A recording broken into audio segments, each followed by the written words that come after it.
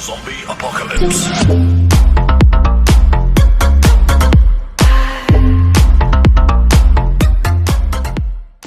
Voilà, c'est moi et on se retrouve pour une nouvelle vidéo.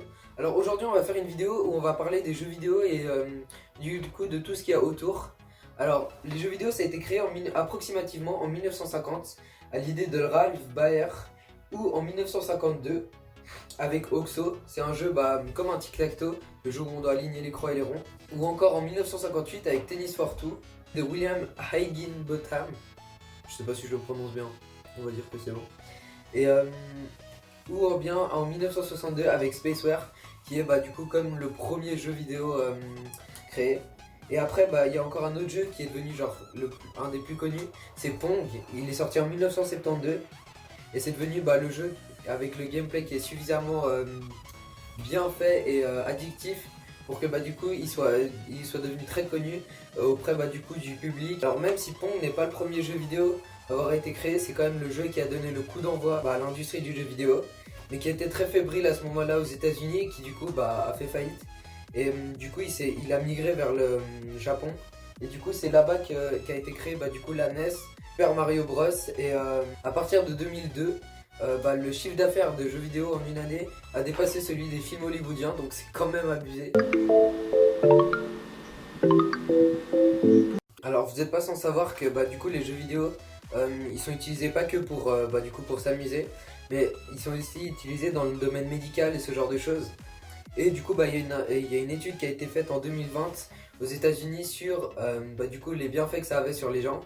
Et du coup ça améliore les capacités cognitives des joueurs, c'est-à-dire ils ont une meilleure attention, ils se fatiguent moins vite et puis ils possèdent une meilleure capacité de réaction. Mais ils ont fait des tests d'acuité visuelle, pardon j'arrive pas très bien à dire ça, et du coup c'est fait qu'ils peuvent lire des textes plus petits et en même temps voir, ils sont plus sensibles au changement de contraste. Mais bon, au final j'ai quand même des lunettes, donc je sais pas si je joue pas assez, mes parents sont pas de cet avis, mais bon, vous avez capté. Et du coup aussi ils utilisent les jeux vidéo dans le domaine du bâtiment aussi. J'ai vu un reportage il y a quelques temps à la télé qui disait qu'ils utilisaient ça avec des casques de réalité virtuelle pour faire un peu comme s'ils étaient sur le terrain sans être sur le terrain, pour ne pas avoir les risques ou quoi que ce soit. Et du coup pour aussi faire un peu comme des tests, genre si on veut faire telle maison, ils utilisent ça pour voir que ça marche bien, au lieu de tout faire soit en imaginant ou soit en allant et puis que ça marche pas. Et ils utilisent aussi du coup dans le domaine de la médecine pour les gens qui ont des troubles de l'attention, ce genre de choses.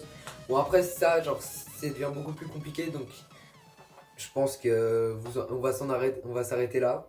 Et du coup aussi ils utilisent ça pour du coup le sport, enfin pour la Formule 1 et tout ce genre de choses. Du coup comme ça ils peuvent s'entraîner sur des vrais circuits, mais sans du coup être dans une vraie voiture. Puis bon après d'un côté c'est clairement pas genre quand on achète des pédales, une manette pour jouer, genre c'est bien plus complexe, c'est bien plus complexe que ça. Genre c'est des trucs avec les vraies sensibilités comme dans une voiture et tout. Mais bon ça coûte, genre vous pouvez pas l'avoir quoi. Alors il y a l'e-sport aussi, et puis du coup ça c'est un peu la scène compétitive des jeux vidéo. Et du coup il y a un cash prize quand on gagne. Mais seul point négatif là-dessus c'est que du coup les gens qui jouent ils sont obligés de s'entraîner beaucoup. Et du coup au bout d'un moment genre leur carrière elle est très courte, parce que de rester de s'entraîner 16 heures par jour c'est pas très bon pour la santé. Et mais du coup ça fait qu'ils peuvent quand même se faire pas mal d'argent, mais sur un court laps de temps. Donc c'est très compliqué quand même d'arriver de devenir joueur pro du coup. Et du coup le truc c'est que l'e-sport c'est quand même très complexe comme sujet. Donc si vous voulez une vidéo sur l'e-sport, dites-le moi dans les coms du coup. Maintenant je vais vous parler de quelques records qu'il y a eu du coup dans le monde du jeu vidéo. Alors le record du plus long, de la personne qui a joué au jeu vidéo le plus longtemps, avec quand même certaines pauses, c'est un streamer qui a joué pendant 572 heures à la suite. Bon je dis à la suite, mais en vrai genre il avait quelques pauses, genre il pouvait jouer que pendant 19 heures à la suite. 19 heures c'est déjà beaucoup hein. Mais du coup il avait que entre 3 et 5 heures pour pouvoir dormir la nuit. Et du coup ça fait à peu près une vingtaine de jours. Et l'ancien record c'était 569 heures. Donc bon, ça fait quand même pas mal.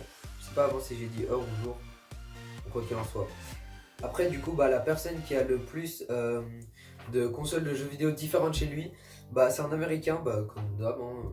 Bon, c'est pas contre les américains hein, mais peu chelou quoi. Et du coup, ils ont 483, enfin il a 483 consoles de jeux différentes. Et le jeu le plus vendu au monde, du coup c'est Wii Sport, sur la Wii, qui a été vendu à plus de 75 millions d'exemplaires dans le monde. Et du coup ça fait quand même pas mal quoi. Je vous ai donné toutes les infos qui me paraissaient être intéressantes ou que j'ai trouvé assez sympa. Et du coup, merci à tous d'avoir regardé. Abonnez-vous. Ciao!